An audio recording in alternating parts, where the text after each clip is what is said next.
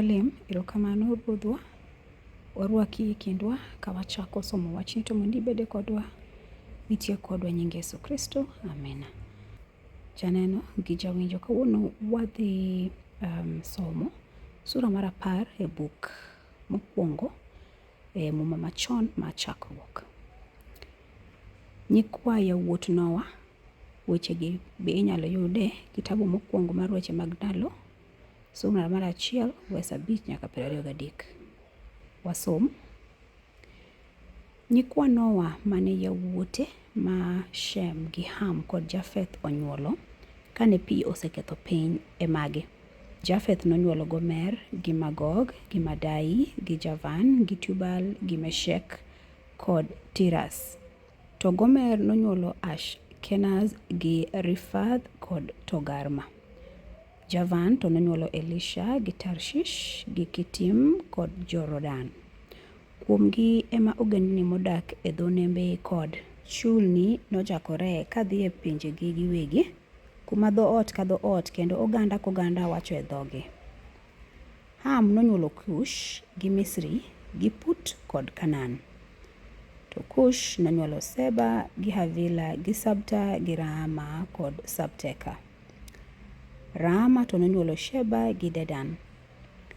Kush ne wuon Nimrod bende. Nimrod ema nokwongo bet ruoth e piny. Ne en jadwar maratego e nyim Ruoth Nyasaye, mane momiyo ipako ng'ato ni jadwar maratego nyim Ruoth Nyasaye ka Nimrod. Piny Nimrod mokwongo noting'o Babel gi Erek kod Akad. Miego duto ne nie piny Shinar. Nodar kuno modhi e piny Ashur, kuma nogeroe Nineve gi Rehobothir gi Kala kod Resen, dala maduong' mane kind Nineve gi Kala.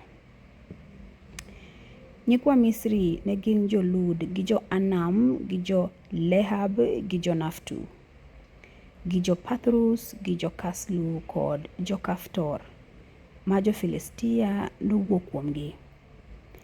Kanaan nonyuolo yawuoyi 2. Ne gin Sidon ma wuode makayo gi Heth. Nyikwaye ne gin jo-Jebus gi jo-Amor gi jo-Gir Gash gi jo-Hivi gi jo-Arki gi jo-Sini gi jo-Zemar kod jo-Hamath.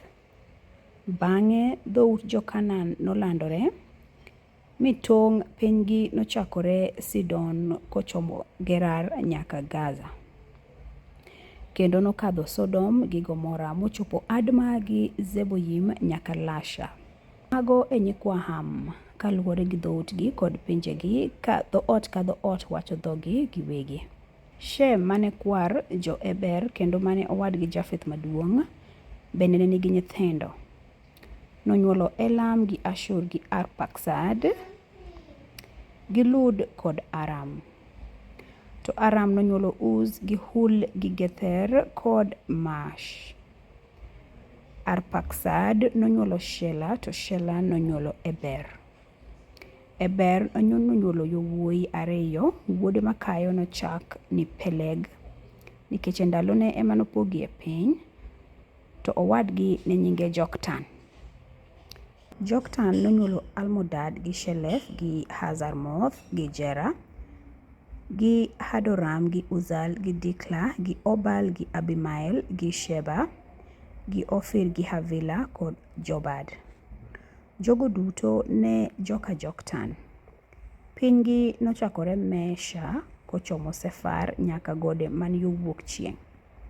Mago e nyikwa Shem kaluwore gi dhoutgi kod pinjegi, ka dhoot wacho dhogi giwegi. Giduto ne gin dhout yawuot Nowa kaluwore gi anyuolagi kod pinjegi, kendo gin ema ne ginyuolo ogendni mopogore opogore ma e piny bang' ataro. Amina. Kawuono wagoyo Nyasaye erokamano, wasomo sura mar 10 kitabu mokwongo mar Chakruok. Erokamano Ruoth polo koda piny, isekonyowa wasomo nyaka surani, ka wachako 1 nyaka kanyo 32. Iritwa Jehova ma warom kendo ka wasomo sura mar 11. Amina. Nyasaye oritu kendo wanere e sura mar 11. Erokamano.